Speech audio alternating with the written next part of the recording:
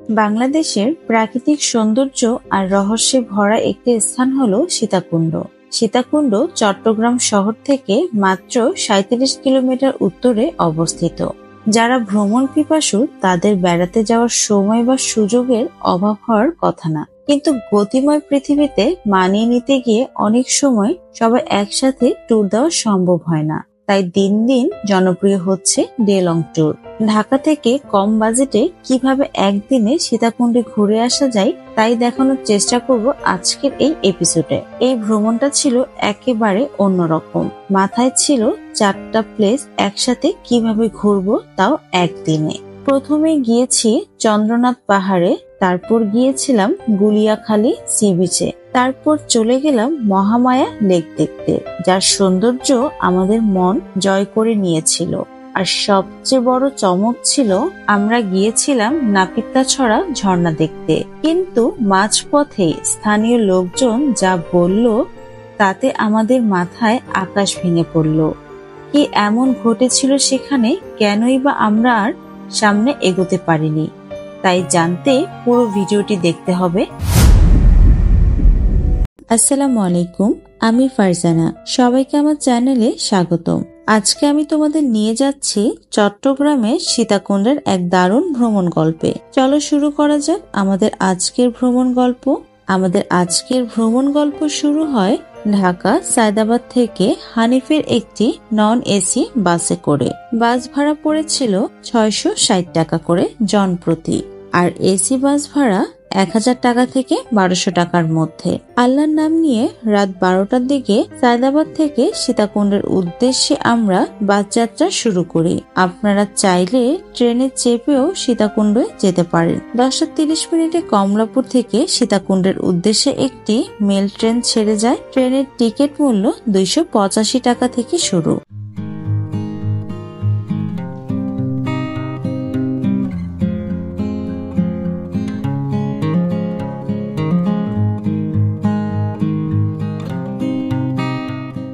রাত ২টার দিকে কুমিল্লার একটি রেস্টুরেন্টে আমাদের প্রথম যাত্রা বিরতি দেওয়া হয়েছিল। যে কেউ চাইলে এখানে ফ্রেশ হয়ে রাতের খাবারটা সেরে নিতে পারেন। তবে আপনি এখানে যাই খান না কেন তার মূল্য সম্পর্কে আগে থেকেই জেনে নিবেন, কারণ এখানে খাবারের দামটা কিন্তু অনেক বেশি। তো আল্লাহর নাম নিয়ে আমরা আবারও সীতাকুণ্ডের উদ্দেশ্যে রওনা দিই।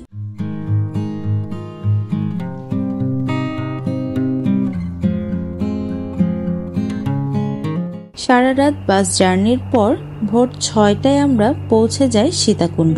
আমরা কিন্তু সীতাকুণ্ড বাজারের একটু আগেই নেমে যাই বটতলায়। সাধারণত বাস আপনাদের সীতাকুণ্ড বাজারে নামিয়ে দিবে। বটতলায় নামার কারণ হচ্ছে আমরা এখান থেকে লেগুনা ভাড়া নিব সারা দিনের জন্য। তো ফ্রেশ হয়ে আমরা প্রথমেই নাস্তা সেরে নিব। নাস্তায় আমরা নিয়েছিলাম ডাল, ডিম আর পরোটা, যার মূল্য ছিল মাত্র ৫০ টাকা। নাস্তা শেষ করে আমরা এখন লেগুনায় উঠে যাব। আমরা প্রথমেই যাচ্ছি চন্দ্রনাথ পাহাড়ের উদ্দেশ্যে। আমরা ২,০০০ টাকা দিয়ে সারাদিনের জন্য লেগুনা ভাড়া করেছিলাম, আর একটি লেগুনাতে আপনারা ১৩ জনের মতো বসতে পারবেন। আপনারা কিন্তু সীতাকুণ্ড বাজার থেকেও লেগুনা ভাড়া নিতে পারেন। যদি সংখ্যায় কম হন সেক্ষেত্রে সিএনজি সারাদিনের জন্য ভাড়া করতে পারেন, আর ভাড়া দিতে হবে মাত্র ১,০০০ টাকা থেকে ১,২০০ টাকা। রিজার্ভ ছাড়াও আপনারা প্রত্যেকটি প্লেসে ভেঙে ভেঙে যেতে পারবেন। আর একটা কথা বলে নেই, আপনারা কিন্তু সীতাকুণ্ড বাজারেই নামবেন। আমাদের পূর্ব পরিচিত থাকার কারণে আমরা বটতলায় নেমেছি, আর এইখানে লেগুনা আগে থেকে আমাদের বুক করা ছিল, যার কারণে আমাদের তেমন একটা ঝামেলা হয়নি।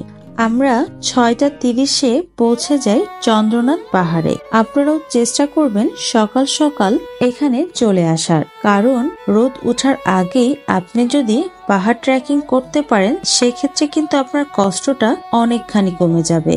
চন্দ্রনাথ পাহাড়ে উঠতে গেলে লাঠির খুবই প্রয়োজন হয়, আর এই লাঠির মূল্য মাত্র ৪০ টাকা। তবে নামার সময় যদি আপনি এই লাঠিটি ফেরত দিয়ে যান সেক্ষেত্রে কিন্তু আপনি ৩০ টাকা ফেরত পাচ্ছেন। তো আল্লাহর নাম নিয়ে শুরু করে দিলাম আমাদের আজকের পাহাড় ট্রেকিং। আর একটা কথা বলে রাখি, এই পাহাড়ের চূড়ায় উঠতে মোটামুটি আপনার ২ ঘন্টার মতো সময় লাগবে। চন্দ্রনাথ পাহাড় যেহেতু 1200 ফিট উঁচু, তাই আপনারা চেষ্টা করবেন ভারী ব্যাগ ক্যারি না করার এবং যতদূর সম্ভব আরামদায়ক কাপড় জুতা পরে নেবেন যাতে হাঁটতে কষ্ট না হয়। অযথা ভারী পানির বোতল সাথে নেবেন না, কারণ পাহাড়ে উঠলে আপনি একটু পর পর কোমল পানির দোকান পেয়ে যাবেন। তাড়াহুড়ো না করে আস্তে আস্তে হাঁটা শুরু করতে হবে, নয়তোবা আপনিও আমাদের মতো হাঁপিয়ে যাবেন। আমরা কিন্তু এই ভুলগুলো করেছিলাম।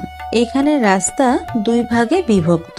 অনেকে মন্দিরের রাস্তা ধরে সিঁড়ি বেয়ে উপরে উঠে চলে যায়, তাতে কষ্টটা একটু বেশি হয় আমার কাছে মনে হয়েছে। তাই আমি সাজেস্ট করব ডান দিকে না যেয়ে বামের মাটির রাস্তাটি ধরে আপনারা হাঁটা শুরু করবেন। এতে কিন্তু কষ্ট অনেকটাই কম হবে। হাঁটতে হাঁটতে ক্লান্ত হয়ে যাওয়াতে এই পর্যায়ে আমরা এই দোকানগুলোতে একটু বিশ্রাম নিয়ে নিলাম। এখান থেকে আমরা 2টা লেবুর শরবত নিয়েছিলাম, যার দাম নিয়েছিল মাত্র 40 টাকা। এখানে সবকিছুর দামটা আমার কাছে একটু বেশি মনে হয়েছে। তো যাই হোক, শরবত খেয়ে আমরা 15 থেকে 20 মিনিটের মতো এখানে রেস্ট নিয়ে নিই। বিশ্রাম নেওয়ার পর আমরা আবারও শুরু করে দিলাম পাহাড় যাত্রা।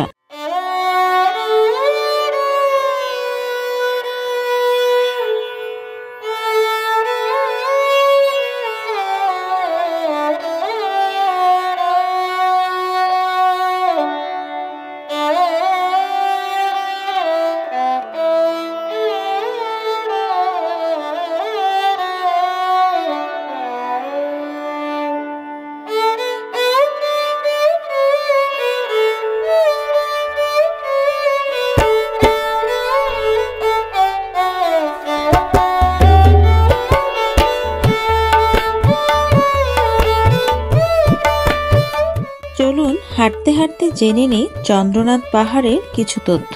চন্দ্রনাথ পাহাড় হিন্দু ধর্মাবলম্বীদের অত্যন্ত পবিত্র তীর্থস্থান হিসেবে খ্যাত। এখানে অবস্থিত চন্দ্রনাথ শিব মন্দির 1000 বছরের পুরনো ঐতিহ্য বহন করে। প্রতি বছর শিব চতুর্দশী উৎসবে লক্ষাধিক ভক্ত এখানে সমবেত হন।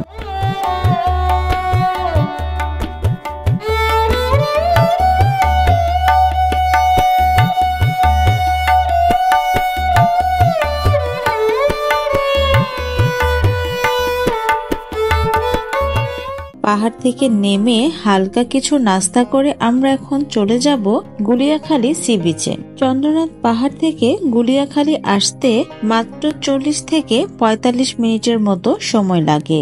এই রাস্তাটা খুবই বাজে, আমাদের এখানে যেতে অনেকটাই কষ্ট হয়েছে। এখানে প্রচন্ড রোদ ছিল, তাই সাথে করে ছাতা আনতে ভুলবেন না।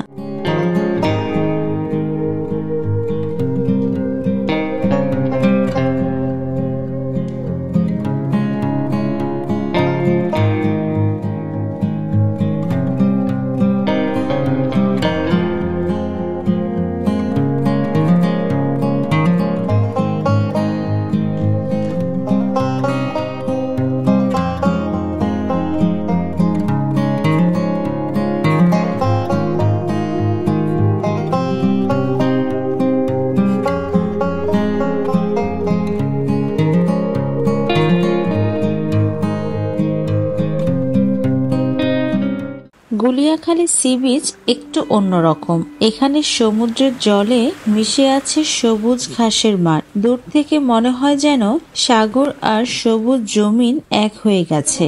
এই সমুদ্র সৈকতের প্রাকৃতিক সৌন্দর্য সত্যি মুগ্ধ করে। তবে একটা কথা মনে রাখতে হবে, আমরা ভ্রমণকারীরা যেন প্রকৃতির এই সৌন্দর্য নষ্ট না করি। ময়লা আবর্জনা যেখানে সেখানে ফেলা একদমই ঠিক না।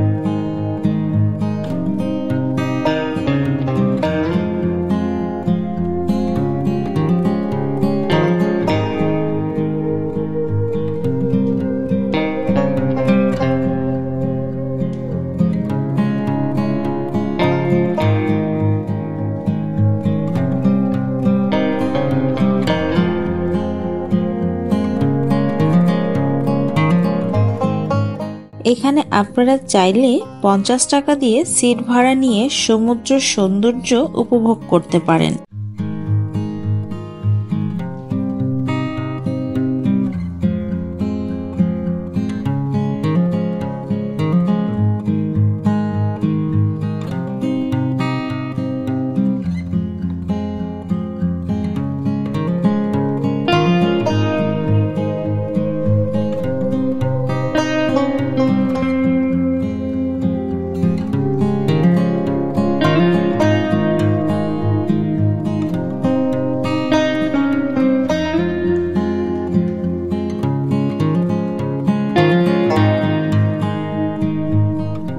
গুলিয়াখালী সি বিচে বেশ কিছুটা সময় কাটিয়ে আমরা এখন চলে যাব লাঞ্চ করতে। লাঞ্চে আমরা ডাল, ভাত, আলু ভর্তা আর মুরগির মাংস নিয়েছিলাম, যার বিল এসেছে মাত্র 150 টাকা। খাবারটা বেশ মজার ছিল। খাওয়া দাওয়া শেষ করে আমরা এখন চলে যাচ্ছি নাপিতাছড়া ঝর্ণা দেখতে। বর্তমানে এই প্লেসটার অনেক হাইপ। আমাদের প্ল্যান ছিল ঝর্ণায় যেয়ে গোসল করব। গাড়ি থেকে নেমে প্রায় 20 থেকে 30 মিনিট হেঁটে যেতে হয়। আমরা যখন হাঁটতে হাঁটতে সামনে গেলাম তখন স্থানীয় লোকজন আমাদের বলল এখন ঝর্ণায় মোটেও পানি নেই। আর এটা শুনে আমাদের মনটা অনেক খারাপ হয়ে গেল। স্থানীয় লোকজনগুলো বলছিল জুন থেকে সেপ্টেম্বর পর্যন্ত ঝর্ণায় অনেক পানি থাকে আর বাকি সময়টা তেমন একটা পানি থাকে না। তো কি আর করার, এখন আমরা চলে যাচ্ছি আমাদের নেক্সট ডেস্টিনেশন মহামায়া লেকে। নাপিতাছড়া থেকে মহামায়ার দূরত্ব খুব বেশি না, মাত্র 15 মিনিটের মতো সময় লাগে। আমরা প্রথমে টিকিট কেটে নিব। টিকিটের মূল্য ছিল মাত্র 30 টাকা। বেলং ট্যুরে গেলে আপনাকে একটা জিনিস সবসময় মাথায় রাখতে হবে, আর সেটা হলো সময়। কোথায় কত সময় স্টে করবেন আগে থেকেই ঠিক করে নেবেন, আর তা না হলে প্রত্যেকটা প্লেস কভার করতে কিন্তু আপনাদের অনেক কষ্ট হয়ে যাবে। মহামায়া লেক বাংলাদেশের দ্বিতীয় বৃহত্তম মানব সৃষ্ট লেক। চারপাশে সবুজ পাহাড় আর বিশাল জলরাশি, পুরো জায়গাটা যেন ছবির মতো সুন্দর।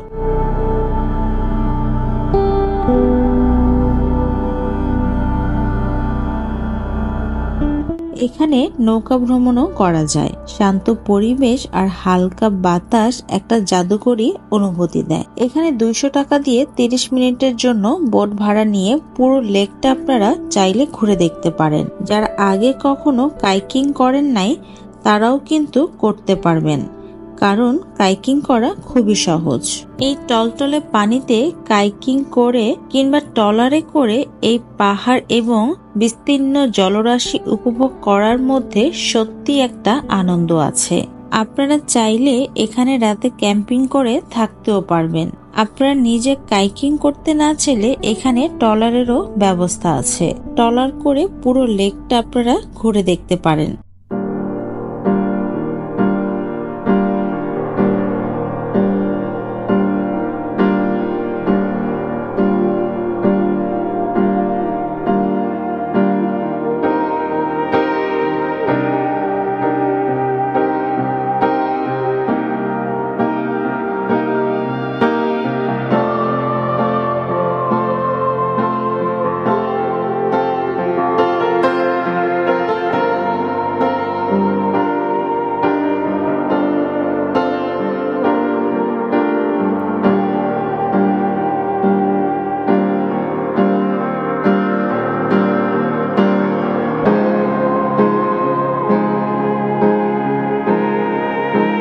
এখান থেকে টুকিটাকি কিছু শপিংও সেরে নিতে পারবেন। সারাদিনের এই দারুণ ভ্রমণ শেষে শরীরটা খুবই ক্লান্ত।